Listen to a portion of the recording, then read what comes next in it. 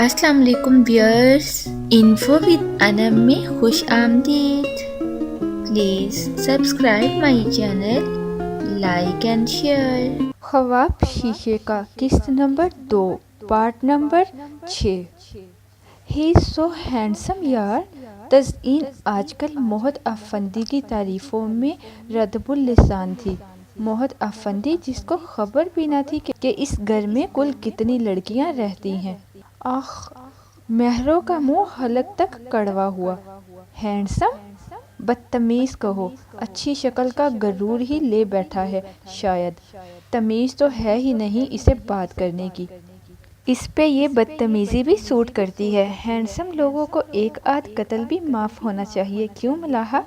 तज़ईन के अंदाज से पता नहीं चल रहा था कि वो सीरियस है या मजाक के मूड में, लेकिन महरमा को तो मोहद अफंदी जहर लगा था। इसके बाप के साथ इतनी बदतमीजी और अखड़ा अंदाज में बात करने वाला इसे कभी अच्छा लग भी नहीं सकता था। ऐसे लोग तुम ही को पसंद आ सकते हैं। बस महरमा का मूड खराब हुआ। वो इन सबको मोहद की मुबीन अफंदी के साथ होने वाली गुफ्तगू और इसके रवैये के बारे में बता चुकी थी, मगर इसके बावजूद भी अगर वो इसके हैंडसम होने पर रशक कर रही थी तो फिर इनका कुछ नहीं हो सकता था। तुम्हारे पास तो ना चांस है और ना ऑप्शन, वरना तुम भी ज़रूर सोचती। तज़ईन ने बिलावास्ता हमला किया था। तल्लाल से मंसूब रिश्ते का हवाला। मैं तल्लाल से कमिटमेंट ना भी होती तब भी मोहद अफंदी कभी मेरी फर्स्ट तो क्या लास्ट चॉइस भी ना होता। तज़ईन जब्त करते हुए भी इसकी आवाज़ बुलंद हो गई थी, और ना ही सिर्फ लाउंज में मौजूद ताईजान बल्कि समरा और मोहद ने भी बखूबी सुनी थी। ताईजान बेटी की इस कदर बदतमीज़ी पर जज्बस होकर पहलू बदल कर रह गईं। इस तरह के तखरीबी बयान कम अज़ कम आहिस्ता आवाज़ में अपने कमरे में बैठकर जारी किए जाने चाहिए, मगर इनकी इस बागी औलाद को कौन समझाता। साथ ही सिटिंग रूम में बैठी थी सबकी सब। वो दोनों माँ बेटा कोई भी रद्द अमल जाहिर किए बगैर चाय पीते रहे। क्या बदतमीज़ी है महरू, चची जान लाउंज में बैठी है और तज़ईन क्यों गुस्सा दिलाती रहती हो तुम महरू को? मलाइका ने बर वक्त दोनों को तंबीह की। मैंने तो एक जनरल बात की थी। महरू को तो आदत है हर बात खुद पे अप्लाई करने की। तज़ईन कभी शर्मिंदा नहीं होती थी, अब भी ढिठाई से अपनी बात पर जमी रही। वैसे समरा चची प्यारी हैं, मगर किसी से ज़्यादा बात करना पसंद नहीं करती। मल्लाहा ने मौजू को दूसरे रुख पर डाल दिया। दोनों माँ बेटा ऐसे ही हैं, सर्द मिजाज। और वो जैसे सोच में पड़ गई कि इनके रवैये को किस चीज़ से तशबीह दिए, और पता नहीं क्या बेबसी से कहा, ये कौन सी खासियत दरियाफ्त की है तुमने? मलाइका ने इसके आखिरी फिक्रे पे इसे घूरा। पता नहीं आपी, मगर समरा चची की आंखों में कुछ अजीब सी कैफियत दिखाई देती है मुझे। वो उलझकर बोली। जो इसने महसूस किया था इसे बयान करना इसे बहुत मुश्किल लग रहा था। सिर्फ समरा ताई की आंखें देखी हैं या? तज़ईन ने मुस्कुराते हुए खत उठाते हुए आखिर में ज़ोमाइनी सा फिक्रा अधूरा छोड़ दिया। बाकी की तुम्हारे लिए छोड़ दी हैं, मुझे इन फजूलियात में पढ़ने का कोई शौक नहीं। वो मारे कोफत के ढंग का जवाब भी नहीं दे सकी और वहाँ से उठ ही गई। वो आगा जान के पास आई तो वो जाग रहे थे। मसनून दुआओं वाली छोटी सी किताब हाथ में लिए पढ़ रहे थे। महरमा को देखकर किताब बंद कर दी और चश्मा उतार दिया। कैसे हैं आगा जान? वो मुअद्दब से इनके पास कुर्सी पर बैठ गई। ठीक हूँ, मोहद कहाँ है? इनका पहला सवाल ही गैर मुतवक्का था, जो गड़बड़ाई। पता नहीं आगा जान, शायद घर पर ही हो। तो फिर मेरे पास आके क्यों नहीं बैठता वो यासियत भरे लहजे में बोले तो महरमा का दिल डूब सा गया। आगा जान को इस कैफियत में इसने कभी नहीं देखा था। बैठेगा आगा जान, मेरे ख्याल में वो हम सब से कुछ अजनबियत महसूस करता है फिलहाल। महरमा ने जल्दी से इनका दिल रखने के लिए कहा, वगरना इससे बढ़कर मोहद अफंदी के ख्यालात कौन जानता था शायद। बल्कि यकीनन मुबीन साहिब ने भी आगा जान से मोहद की बदजुबानी का जिक्र नहीं किया था। इसे कहो मेरे पास आया करे, इससे मेरे बेटे की खुशबू आती है।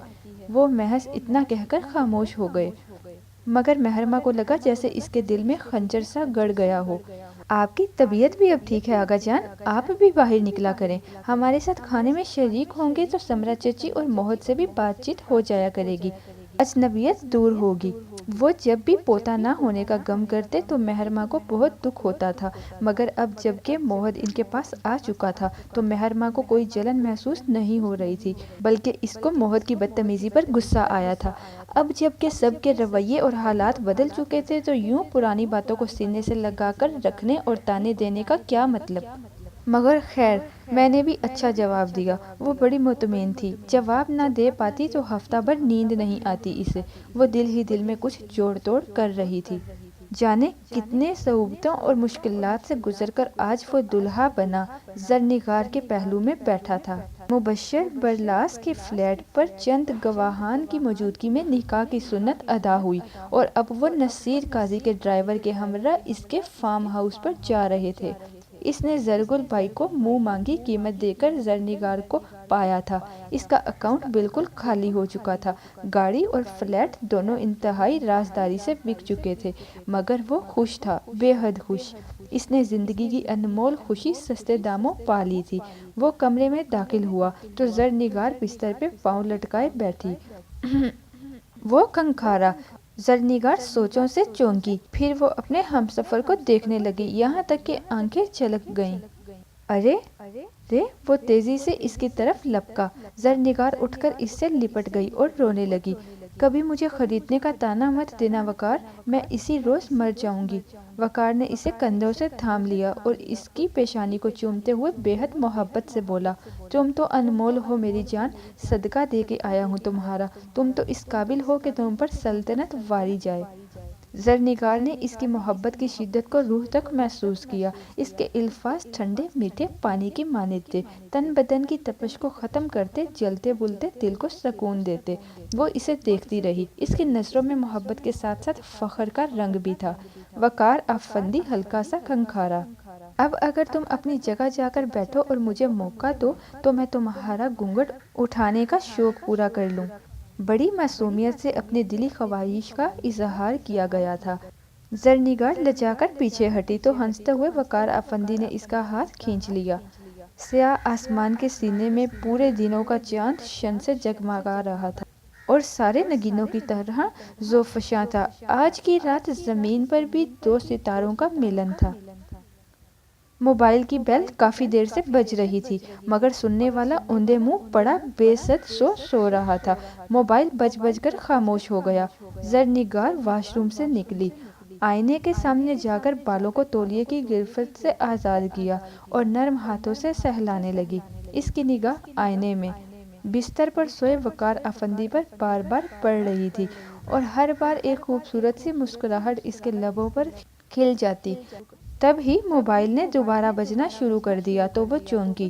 تولیہ کرسی کی پشت پر پھیلا کر وہ موبائل اٹھانے کے لیے بڑھی اور جھک کر موبائل اٹھا لیا۔ اس کے گیلے بال شانے سے سرک کر وقار افندی کے منہ پر پڑے تھے۔ اس نے نیند ٹوٹنے پر سر اٹھا کر دیکھا اور زرنگار کی کلائی تھام لی۔ فون بج رہا ہے کب سے؟ اگر میری ہر صبح ایسی حسین ہو تو ہمیشہ سویا رہنا پسند کروں گا، نیند سے بوجھل لہجے میں کہتا وہ زرنگار کا دل دھڑکا گیا۔ کال کرنے والا بھی کوئی بے حد مستقل مزاج تھا۔ موبائل مستقل بجے جا رہا تھا۔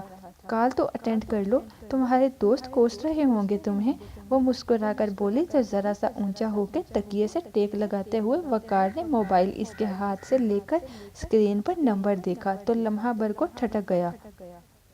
گھر کے نمبر سے کتنی ہی کالز آ چکی تھیں، تب موبائل اتنا عام نہیں ہوا تھا۔ کیا ہوا، کس کا فون ہے؟ گھر سے ہے، وہ مسکرایا۔ زرنگار فکر مندی سے بولی، ان کو پتہ چل گیا ہوگا؟ یہ تو اور بھی اچھی بات ہے، مجھے تمہید نہیں باندھنی پڑے گی، وہ مطمئن تھا۔ تمہاری زندگی بہت مشکل ہونے والی ہے وقار، زرنگار آزردگی سے بولی تو وقار اس کے ریشمی زلفوں سے اٹھنے والی خوشبو سانسوں میں بساتے ہوئے بولا، پہلے میں اس کی آسانیوں کو تو محسوس کر لوں۔ کمرے میں زرنگار کی کھلکھلاتی ہنسی گونج اٹھی۔ وہ 2 دن بعد گھر لوٹا تو آغا جان کا پارا ہائی تھا۔ تمہیں آزادی دے رکھی ہے تو اس کا یہ مطلب نہیں ہے کہ تم اس کا ناجائز فائدہ اٹھاؤ، وہ گرج رہے تھے اور وقار افندی سر جھکائے بڑے سعادت مندی سے کھڑا تھا۔ میں نے جانے سے پہلے بھائی صاحب کو بتایا تھا، اس نے ادب سے مبین افندی کا حوالہ دیا۔ بتایا ہے اس نے مجھے۔ آغا جان کو اور غصہ آیا۔ اس طرح اطلاع کر کے جاتے ہیں 2 منٹ کی کار اور بس کہہ دیا کہ دوستوں کے ساتھ جا رہا ہوں گھومنے، یہ طریقہ ہے اجازت لینے کا؟ میں نے انہیں انفارم کیا تھا، اجازت نہیں مانگی تھی بابا جان۔ وقار افندی کے لب و لہجے میں ادب تو تھا مگر ان کے غصے سے متاثر ہونے کا تاثر نہیں۔